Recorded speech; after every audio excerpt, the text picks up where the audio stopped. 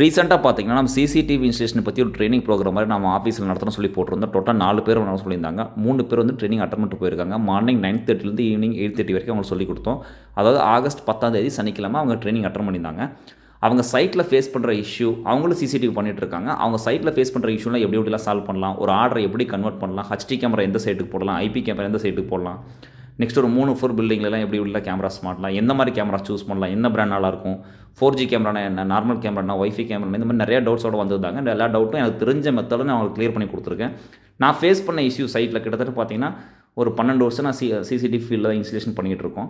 அந்த சைட்டில் ஃபேஸ் பண்ண இஷ்யூலாம் எப்படிலாம் சால்வ் பண்ணிக்கிறோம், எந்தெந்த மாதிரிலாம் சால்வ் பண்ணலாம், ஒரு பாஸ்வேர்டு ரீசெட் பண்ணுறது என்ன பண்ணலாம், இப்போ சப்போஸ் ஒரு ஈக்குவேஷன் அப்படின்னா அந்த பிராண்ட் எப்படி நம்ம பாஸ்வேர்டு ரீசெட் பண்ணுறது, யாரை காண்டாக்ட் பண்ணுறது, கஸ்டமர் கேர் நம்பர், இந்த மாதிரி நிறைய டவுட்ஸ்லாம் வந்தாங்க.